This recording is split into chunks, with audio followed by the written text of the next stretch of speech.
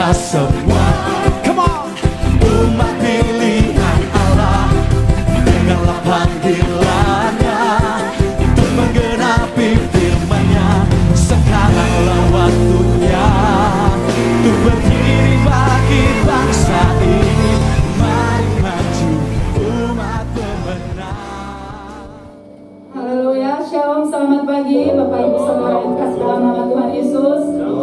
Haleluya, apa kabar hari ini? Amin. Kita percaya kalau kita di dalam Tuhan, kekuatan baru, penghiburan baru selalu ada di dalam setiap kehidupan kita. Amin. Haleluya.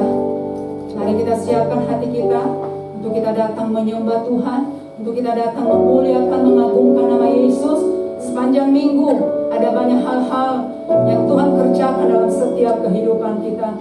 Haleluya Yesus, mari kita tundukkan kepala kita. Kita menaikkan setiap doa ucapan syukur kita kepada Tuhan.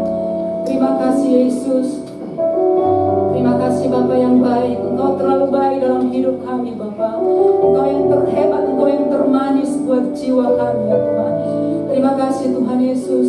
Terima kasih, berikan kami roh yang memuji Tuhan. Berikan kami roh yang memuliakan Engkau ya Tuhan. Berikan roh kami Tuhan untuk meninggikan, mengagungkan Engkau Tuhan. Terima kasih Bapa. Seberapa kami yang ada jemaat-Mu saat ini Bapa, Engkau tahu hati kami Tuhan. Engkau mengurapi setiap kami Bapa. Engkau jamah setiap kami di dalam nama Yesus. Di dalam nama Yesus. Terima kasih Bapa. Terima kasih Bapa yang baik. Inilah kami Tuhan. Kami mau datang menyembah Tuhan. Kami mau datang mengagungkan Engkau Yesus. Kami mau datang memuliakan Engkau ya Bapa. Kami percaya Engkau hadir di tengah-tengah kami saat ini Bapa. Engkau mengurapi setiap kami Tuhan. Di dalam nama Yesus. Di dalam nama Yesus kami tolak setiap Tuhan pekerjaan iblis, intimidasi iblis Tuhan. Di dalam nama Yesus. Biar Roh Kudus-Mu Tuhan yang mengambil alih di dalam ibadah kami sepanjang hari ini Tuhan. Terima kasih Bapa. Terpujilah nama Yesus. Kami mau memuji Tuhan. Kami mau menyembah Engkau ya Bapa. Kami mempercayakan seluruh kehidupan kami ke dalam tangan kuasa-Mu Bapa. Terima kasih Yesus. Dalam nama Yesus kami siap memuji Tuhan. Dalam nama Yesus kami siap menyembah Engkau. Haleluya Tuhan. Haleluya Yesus.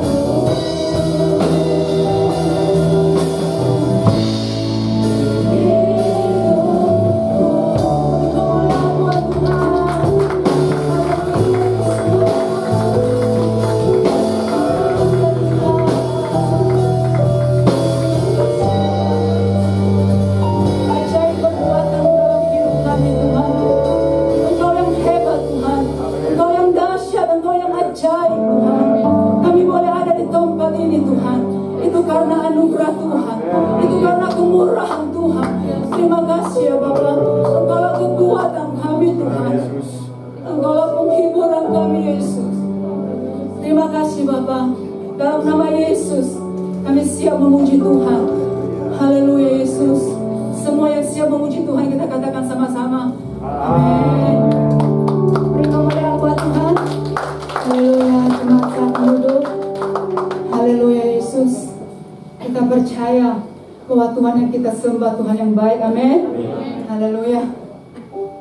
Kita mau masuk gerbangnya Tuhan.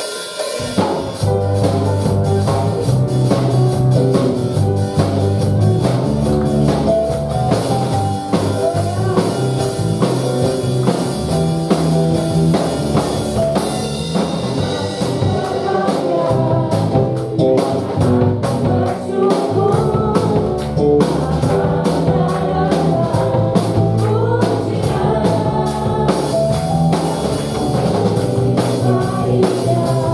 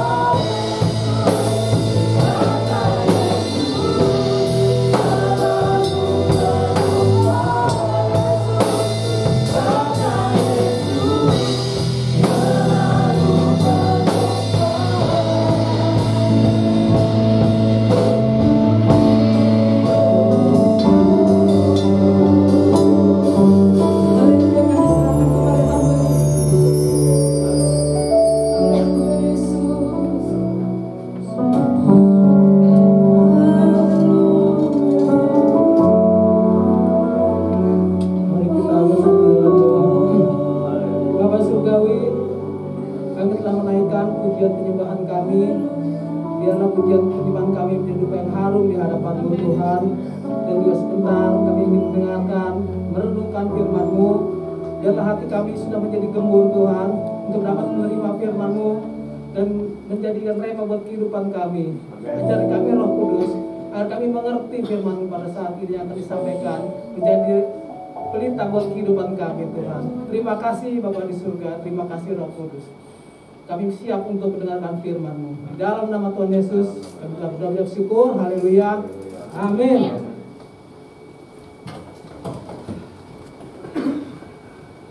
Shalom Bapak Ibu, ya, saudara-saudari sekalian. Saatnya kita untuk mendengarkan firman Tuhan. Saya yakin percaya kita sudah siap untuk mendengarkan firman Tuhan. Amin.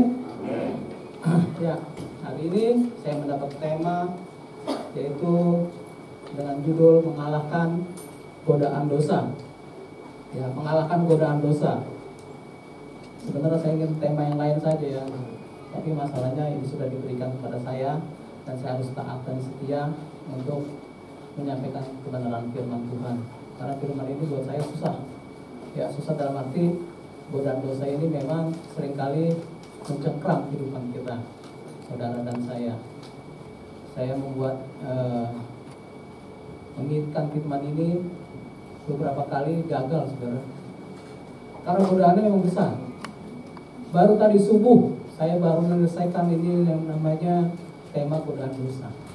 Subuh-subuh saya baru bisa menyelesaikannya karena memang godaan dosa, godaan dari si iblis sungguh mencengkram. Saya rasa pada saat ini kita harus siap ya dengan firman Tuhan ya. Sungguh-sungguh ya. Karena biasanya si iblis itu tidak mau diketahui apa akal bulusnya terhadap saudara dan saya. Amin. Siap ya. Saya ambil dalam 1 Yohanes 2 ayat 15 sampai dengan 17. 1 Yohanes 2 ayat 15 sampai dengan 17. Demikian firman Tuhan. Janganlah kamu mengasihi dunia dan apa yang ada di dalamnya.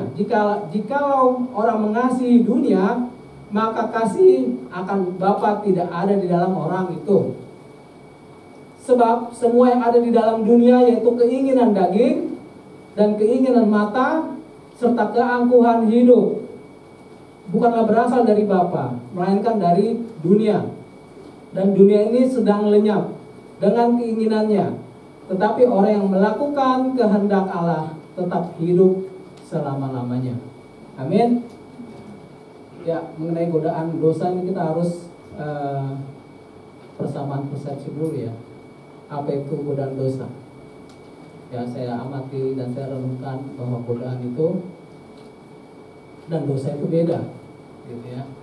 Godaan itu adalah apa itu godaan? Godaan itu adalah sesuatu yang mengusik hati sehingga menimbulkan selera. Ya, itu godaan. Sesuatu yang mengusik hati sehingga menimbulkan selera. Pertanyaannya, godaan itu dosa enggak? Godaan itu belum tentu dosa, ya. Karena godaan itu ada juga yang bernilai positif.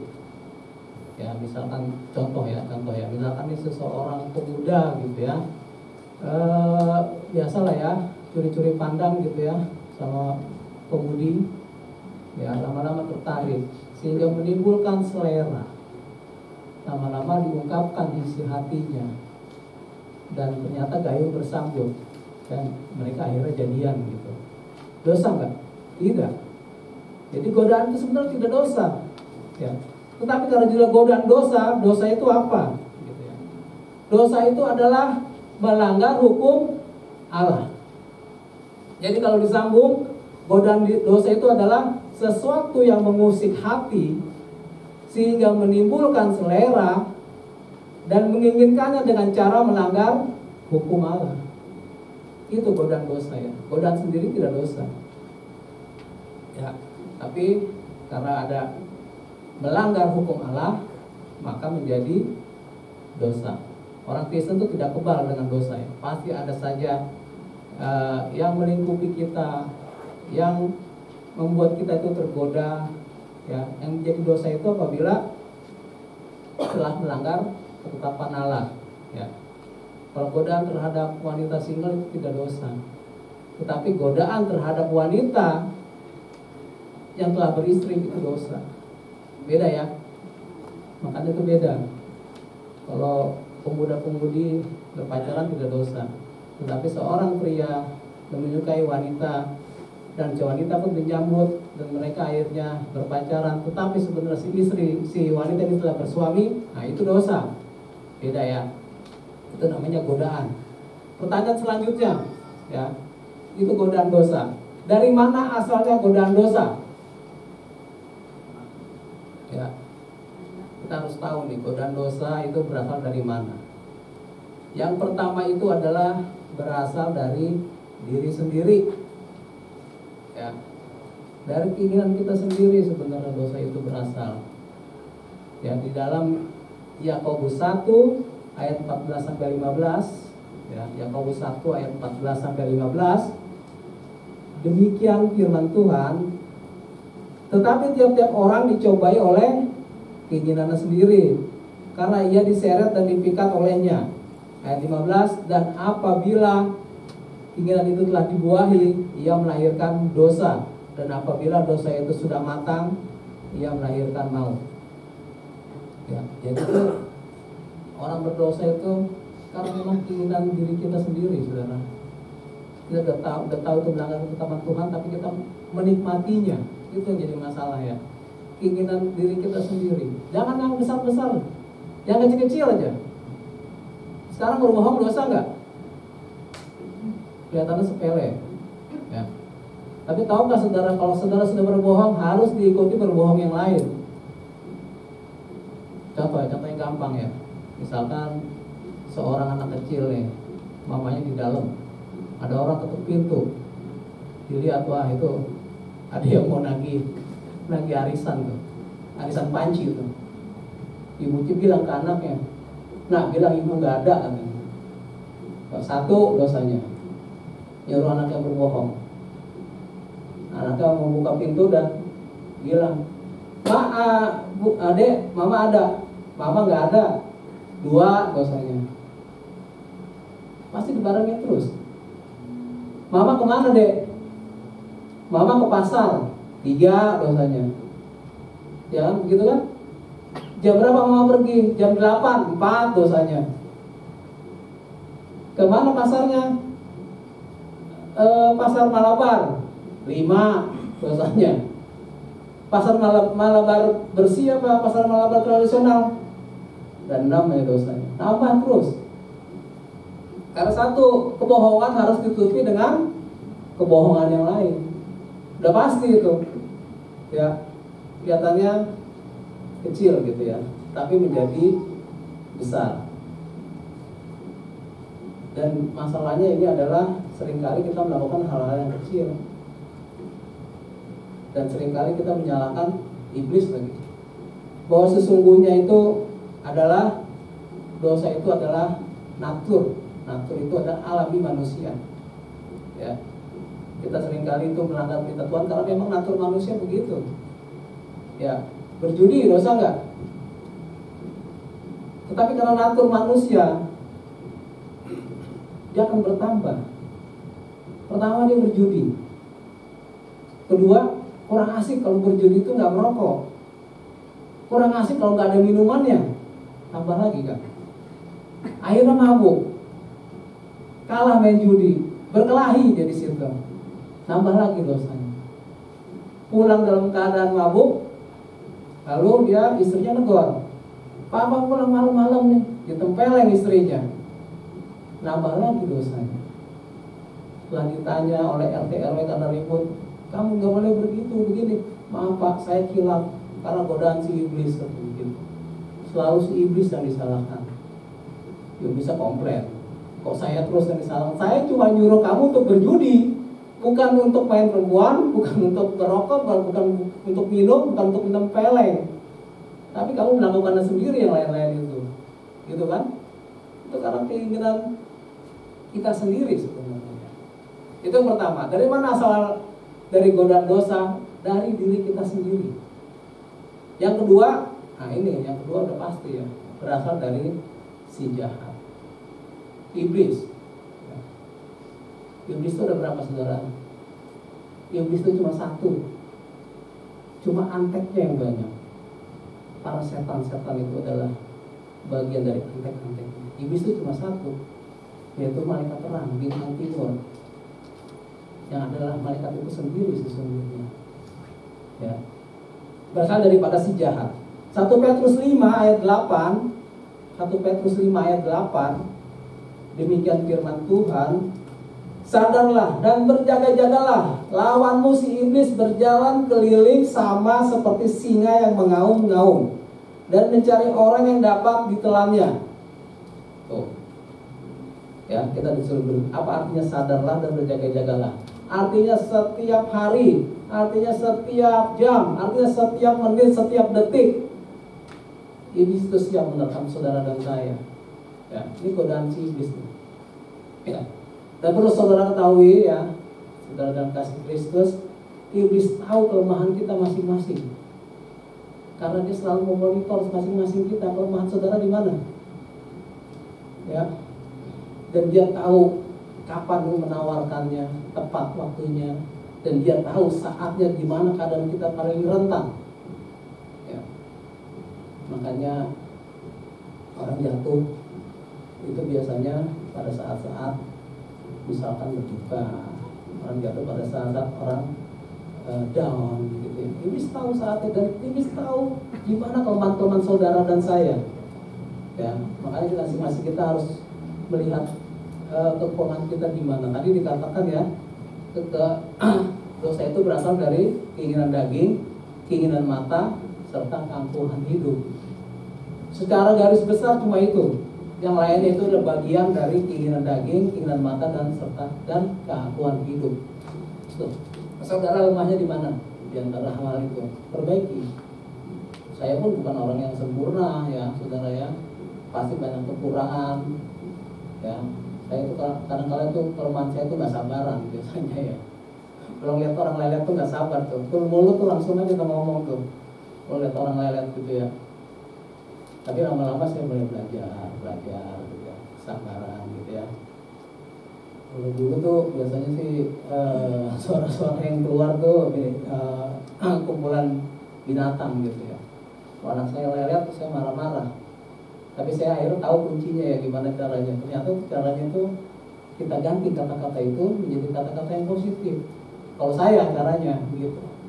Kalau dulu dasar lu gitu. Kalau sekarang dasar lu anak pintar, saya bilang gitu. Dasar kamu tuh orang ganteng, saya bilang gitu. Akhirnya anak saya ganteng-ganteng dan pintar-pintar tuh jadinya. Karena mulut tuh berkuasa, jadi saya balik aja gitu caranya. Ya, naturnya susah, tetapi cara kita yang harus kita ubah. Pertama berasal dari keinginan diri sendiri, kedua berasal dari si jahat. Ya, terus pertanyaannya selanjutnya adalah kenapa iblis menggoda manusia? Pernah gak terbesit di dalam pikiran saudara, kenapa sih iblis itu menggoda saudara dan saya? Apa dia kurang kerjaan gitu? Iblis itu kurang kerjaan, jadi dia menggoda saudara dan saya setiap saat, setiap waktu? Tidak. Pasti ada maksudnya. Apa itu maksudnya? Yang pertama adalah agar manusia jatuh dalam dosa. Memang itu kerjaan dia. Jadi kita nggak usah menyalahkan iblis. Memang itu kerjaan dia, gitu ya. Agar manusia jatuh dalam dosa. Demikian firman Tuhan ya di dalam Matius 25 ayat 41. Matius 25 ayat 41. Demikianlah firman Tuhan. Dan ia akan berkata-kata juga kepada mereka yang di sebelah kirinya, enyahlah dari hadapanku, hai kamu orang-orang terkutuk, enyahlah ke dalam api yang kekal yang telah sedia untuk iblis dan malaikat-malaikatnya. Ya, jadi iblis itu cuma malaikat, saudara. Jadi apa maksudnya di sini ya? Dan ia akan berkata juga kepada mereka yang di sebelah kirinya. Bingung gak maksudnya?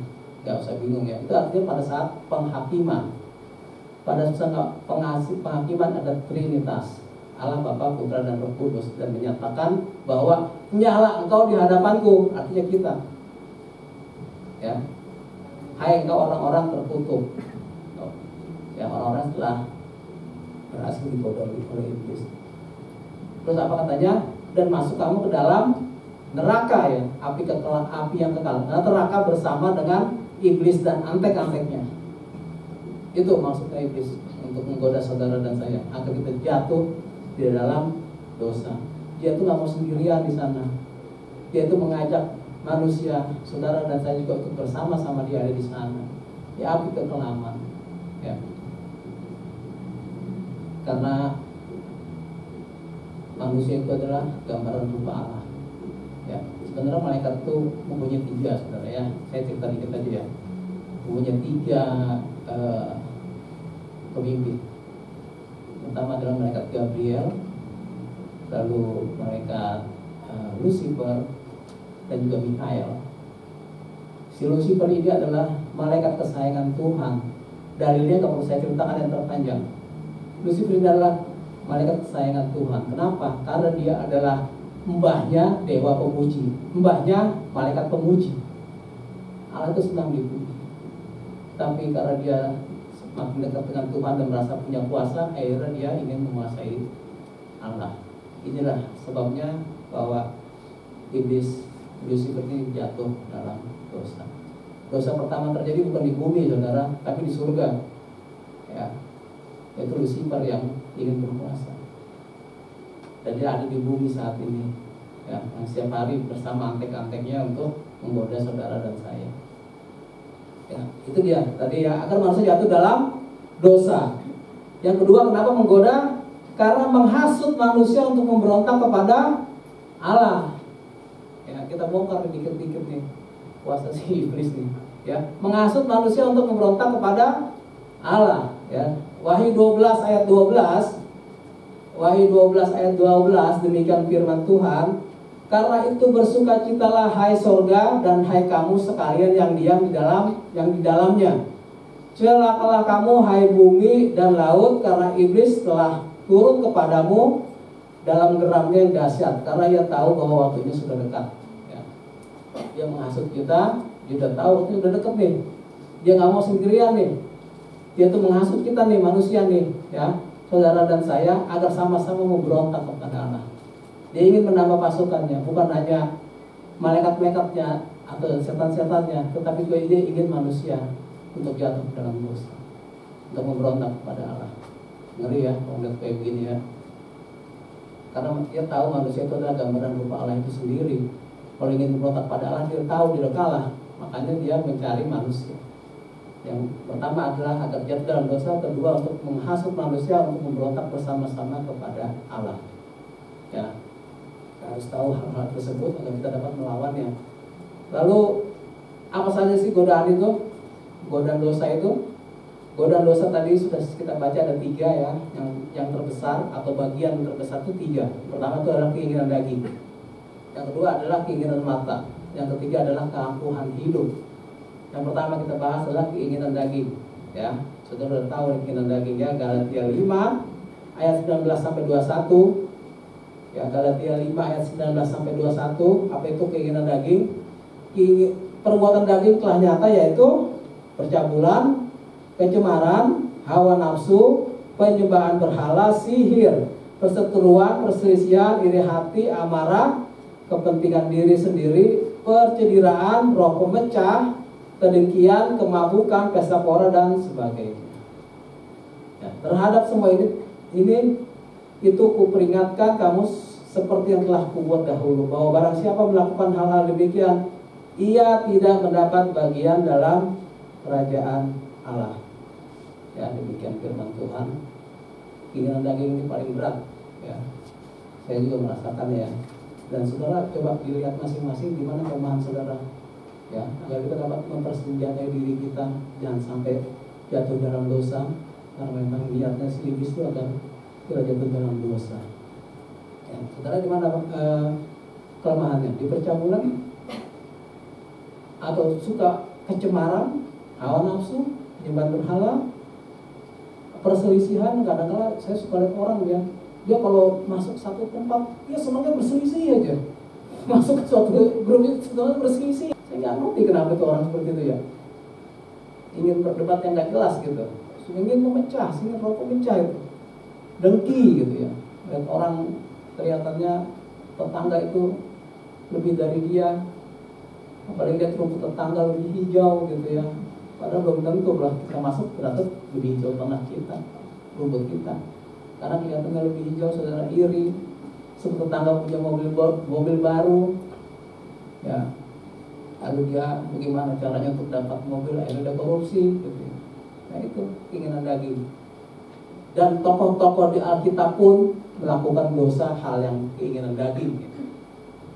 Jadi bukan hanya kita, tokoh-tokoh di Alkitab pun melakukan dosa ini karena memang berat ya keinginan daging ini. Salah satunya adalah Daud, ya. Dia berzina dengan Batseba. Dia asik-asik, tentaranya perang, dia ada di kerajaan, nggak kemana-mana. Lalu dilihat di sebelah, dia di atas, dia lihat kok ada orang mandi, yaitu Batseba.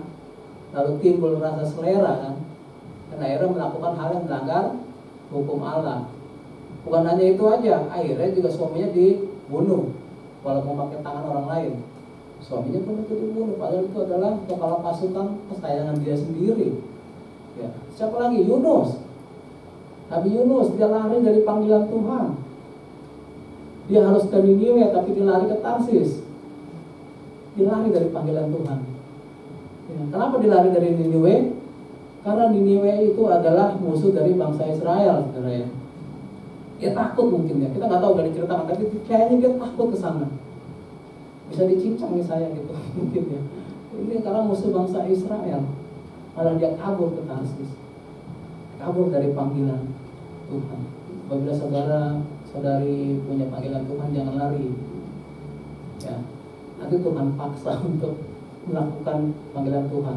Yunus saja lari, Tuhan bisa pakai ikan dong, balik lagi dia. Ya kan? Ya kalau saudara punya panggilan Tuhan, apalagi misalkan sudah di atas doa-doa majelis dan gembala gitu ya, tapi saudara menolak panggilan Tuhan, ya nggak bisa ngomong saya gitu ya. Jangan sampai nanti seperti Yunus diseret lagi ke Tarsis, ke Niniwe dengan cara-cara Tuhan. Ya. Lalu apa lagi? Banyak ya. Abraham juga melakukan dosa. Dosa apa dia? Dosa berbohong. Saya nggak ngerti pada saat itu dia bertemu dengan Abimelek, dia mengatakan bahwa ini Sarah bukan istrinya, tapi ini adalah saudaranya. Maksudnya apa coba? Padahal dia kan istrinya.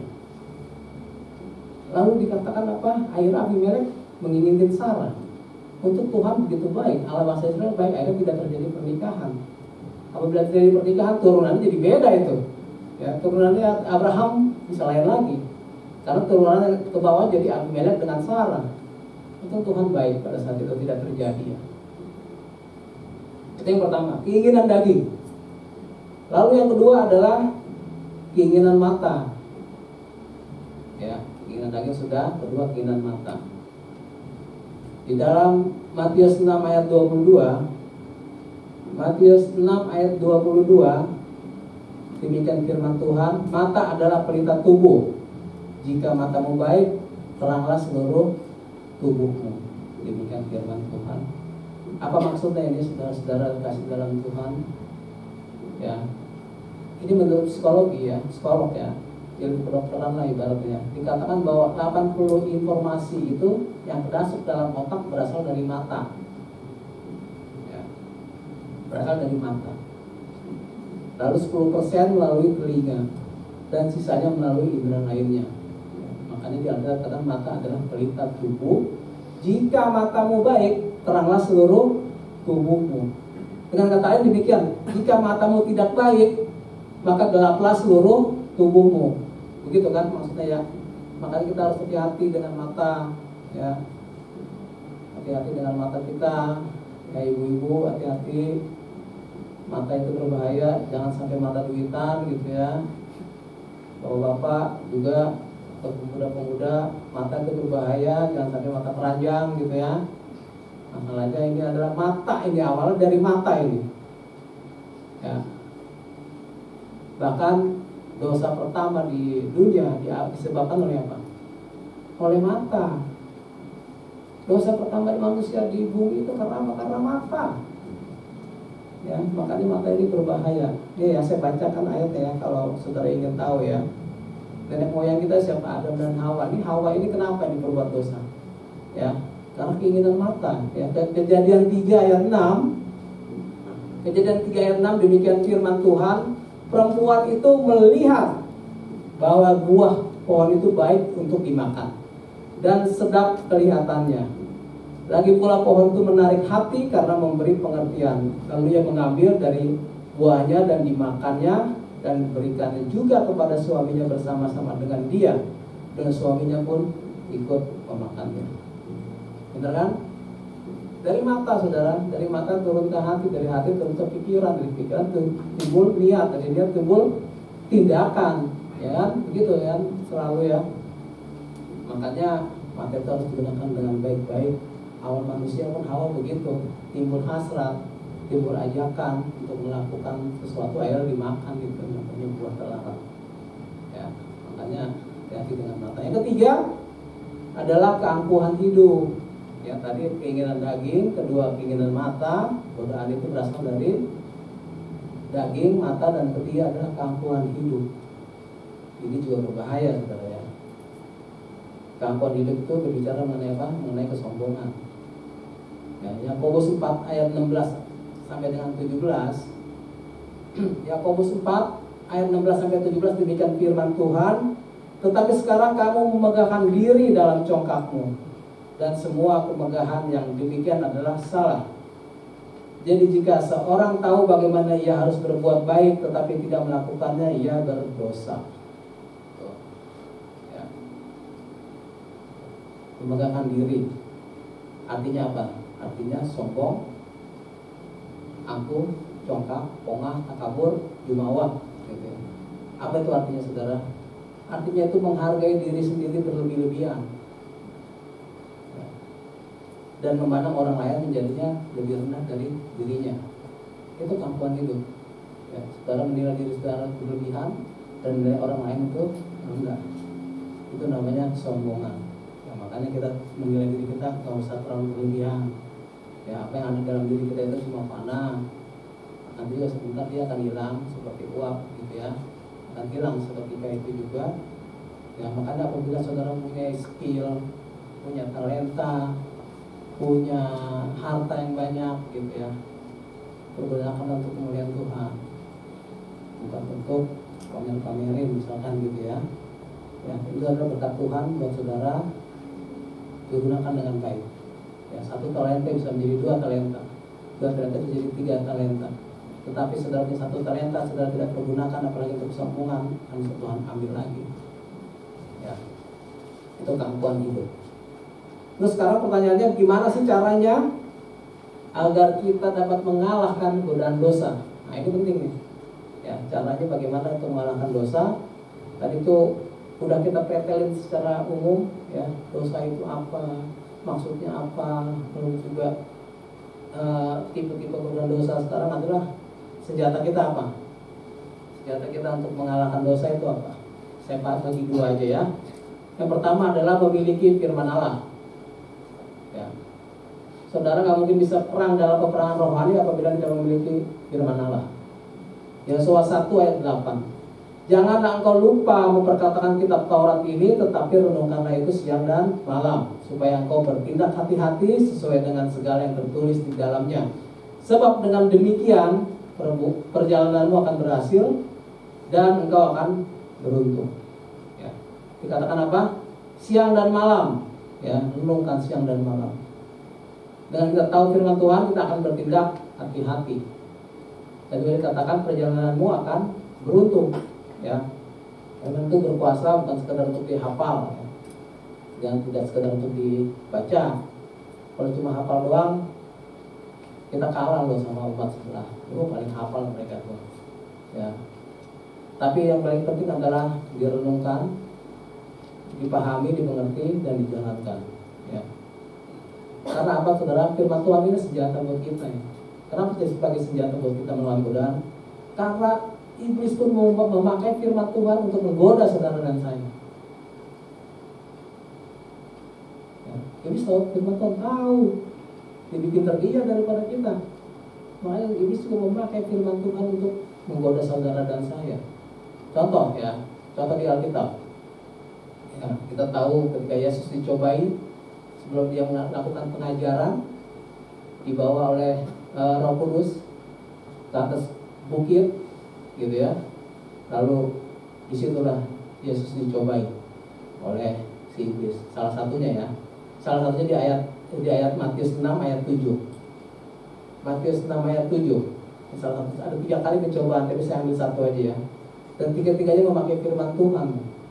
Ya, Matius 6 ayat 3. Matius 6 dan 7. Jika engkau anak Allah, jatuhkanlah dirimu ke bawah, sebab ada tertulis mengenai engkau, Ia akan memerintahkan malaikat-malaikatnya, dan mereka akan menantang engkau di atas tangannya, supaya kakimu jangan terantuk kepada batu. Ya. Yesus berkata kepadanya, ada pula tertulis, janganlah engkau mencobai Tuhan Allahmu. Ini perang firman Allah, saudara. Ya. Dikatakan apa? Matius 6, jika kau anak Allah, jatuhkan dirimu ke bawah, sebab ada tertulis mengenai engkau, Ia akan memerintahkan malaikat-malaikatnya, dan mereka akan menantang engkau di atas tangannya, supaya kakimu jangan terantuk kepada batu. Coba saudara baca di dalam Mazmur 91. Coba tolong dibaca Pak. Mazmur 91 ayat 11 sampai 12. Iblis memakai ayat ini. Mazmur 91 ayat 11 sampai 12. Coba bunyinya gimana? Tolong dibantu coba. Pasti sama bunyinya seperti di Matius 6. Ada yang bisa bantu? Ya, Matius Mazmur 91 ayat 11 sampai 12. Coba ya dibaca Pak. Mazmur 91 ayat 11 begini firman Tuhan. Sebab malaikat-malaikatnya akan diperintahkannya kepadamu untuk menjaga engkau di segala jalanmu.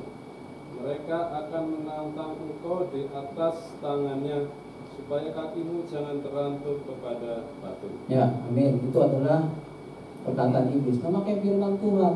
Lalu Yesus pun membalas dengan firman Tuhan lagi. Ya, di dalam Ulangan 6 ayat 16. Coba Pak dibaca Pak. Ulangan 6 ayat 16. Kalau di Matius 7 berbunyi, janganlah engkau mencobai Tuhan Allahmu. Tuhan Yesus pun memakai firman Tuhan. Ulangan 6 ayat 16. Ulangan 6 ayat 16. Janganlah kamu mencobai Tuhan Allahmu seperti kamu mencobai Dia di masa. Ya, amin. Artinya iblis juga mengerti firman Tuhan, saudara. Kita harus persenjatai terus. Karena kalau iblis itu mengelabui kita melalui firman Tuhan juga, ya. Tapi kita harus tahu konteksnya, kita harus tahu penggunaannya, kita harus tahu waktunya, gitu ya. Bahkan Hawa pun juga dengan firman Tuhan juga. Memang Tuhan Allahmu melakukan hal-hal yang baik, tetapi nggak apa-apa dong sekali-sekali makan buah terlarang, gitu. Ya. Memiliki firman Allah, saudara dan saya harus dilengkapi dengan firman Allah. Yang kedua adalah memiliki hati yang mengenal Allah. Ya. Senjata kita dua saja yang saya uraikan di sini ya. Yang kedua adalah memiliki hati yang mengenal Allah. Ya, 1 Yohanes 2 ayat 3 sampai 4. 1 Yohanes 2 ayat 3 dan 4. Demikian firman Tuhan. Dan inilah tandanya bahwa kita mengenal Allah, yaitu jikalau kita menuruti perintah-perintahnya.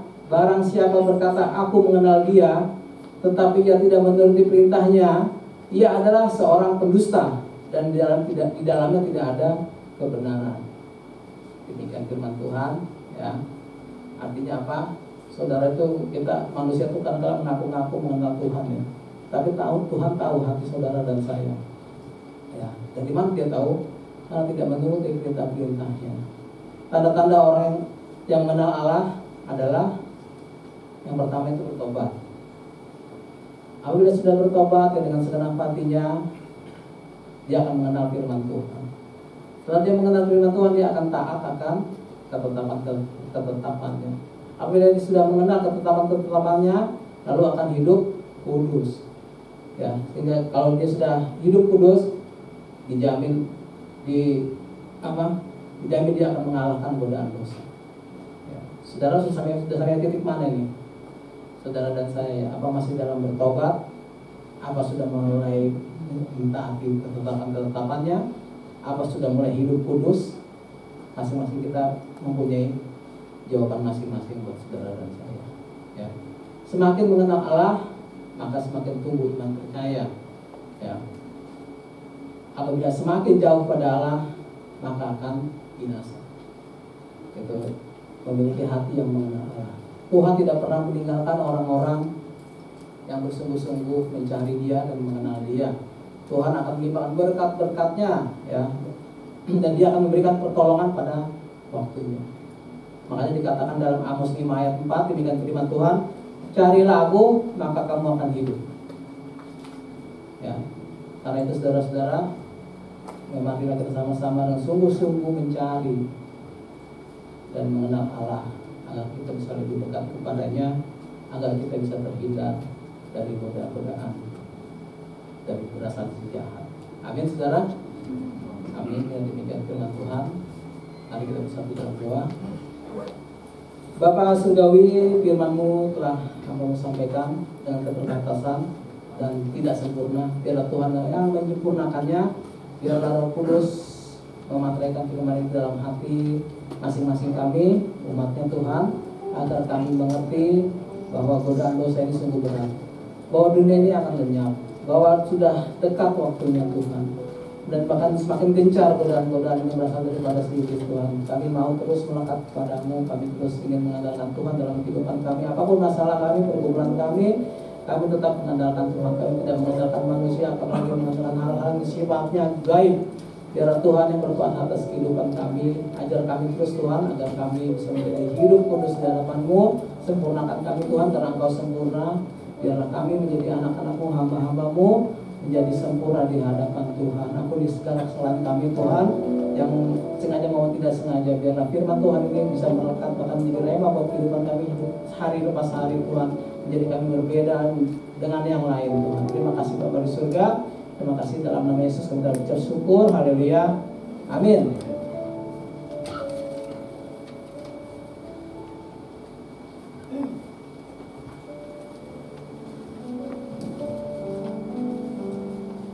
Haleluya.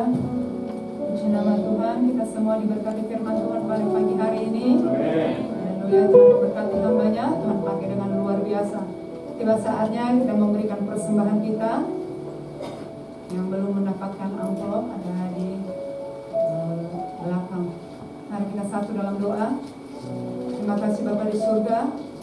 Nanti kami limpah dengan ucapan syukur kepada Tuhan dan kasih kebaikan Tuhan, bahkan firman-Mu yang luar biasa yang boleh menguatkan kami Tuhan, untuk kami tetap menjaga hati kami, menjaga kekudusan kami Tuhan. Kalau sebentar lagi Tuhan, kami mengulurkan tangan untuk memberkati pekerjaan Tuhan di tempat ini. Kiranya Engkau memberkati kami, tangan-tangan, bahkan semua anak-anak Tuhan yang sedang mempersiapkan, Engkau memberkati. Apapun pekerjaan kami percaya dibuat Tuhan berhasil. Terima kasih Tuhan. Kami mau memberikan persembahan kami dengan ucapan syukur dalam nama Yesus. Haleluya. Amin. Mari kita berikan persembahan kita dengan sukacita, dengan pujian. Haleluya.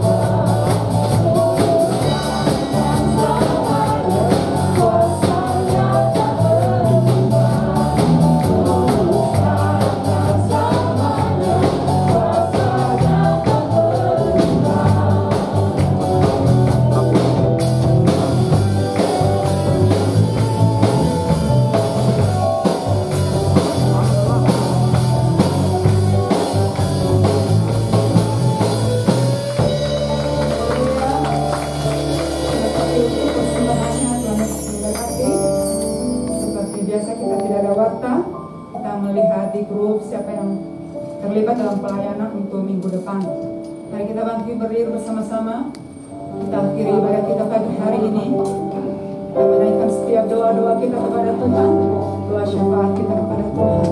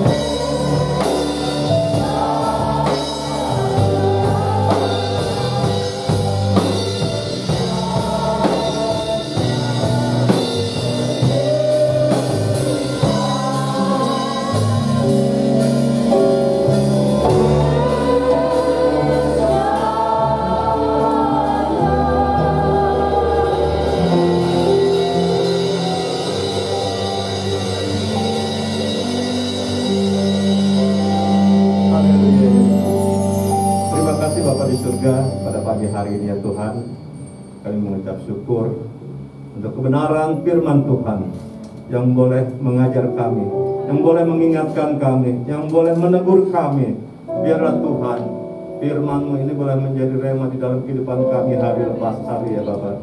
Terima kasih Bapak di surga untuk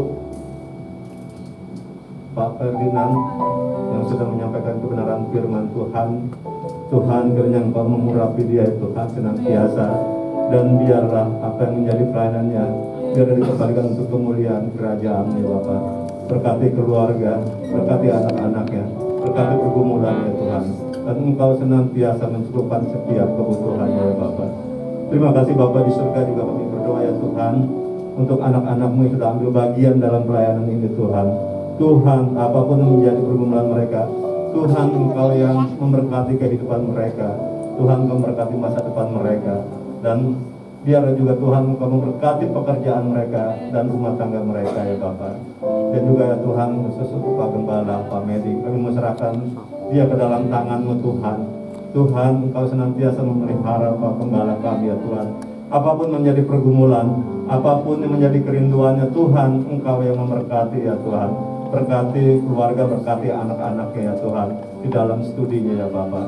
Terima kasih Bapak di surga, juga kami menyerahkan Tuhan untuk jemaat kami, baik yang di gereja maupun yang di rumah ya Tuhan.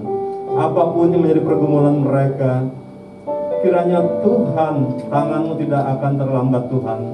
Engkau memberkati mereka yang sedang dalam kerinduan ya Tuhan. Kiranya Tuhan Engkau menjamah mereka yang sedang sakit, Tuhan yang menghibur mereka yang sedang sedih, Tuhan memberikan sukacita mereka yang sedang kelelahan, juga Tuhan Engkau yang memberikan kekuatan ya Bapak. Terima kasih Bapak di surga, kami percaya Tuhan Engkau senantiasa memelihara kehidupan kami anak-anak-Mu ya Bapak. Terima kasih Bapak di surga, juga kami tahu bencana di Indonesia ya Tuhan, untuk COVID kami percaya Tuhan kiranya Engkau memberikan belas kasihan untuk bangsa kami Tuhan. Kiranya perlu penyakit ini atau virus ini berlalu dari bangsa kami dalam nama Yesus Tuhan. Dari Sabang sampai Merauke Tuhan, Engkau yang menjamah bangsa dan negara kami ya Bapak. Dan juga kami menserahkan Tuhan dari pemimpin kami yang tertinggi, Presiden sampai yang terendah RT/RW Tuhan. Kiranya Tuhan Engkau senantiasa memberikan mereka hati yang takut akan Tuhan. Dan biar mereka boleh melayani Engkau di dalam pelayanan dan tugas mereka ya Bapak. Terima kasih Bapak di surga, terima kasih ya Tuhan.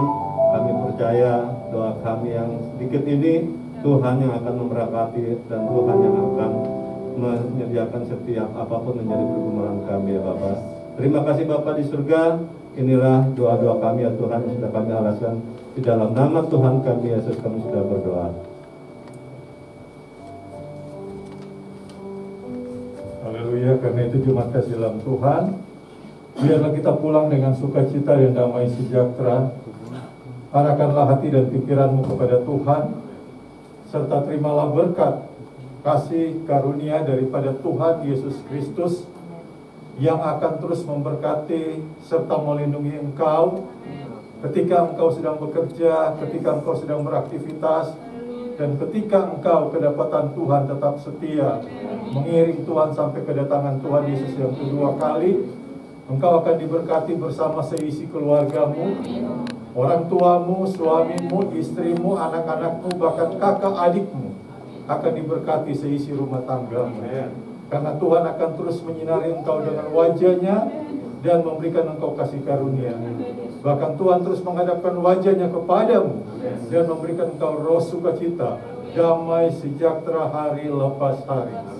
Kiranya kasih dari Allah Bapa, kasih dari Allah Anak, dan persekutuan dengan Roh Kudus akan terus dan senantiasa menyertai kita semua mulai pagi hari ini sampai Maranatha Tuhan Yesus datang untuk kedua kalinya. Semua kita yang percaya, mengimani dan mengamini bahwa Tuhan Yesuslah sumber berkat, hikmat dan pengetahuan. Sama-sama kita katakan amin. Haleluya. Bukan bagi nyata dan kemuliaan.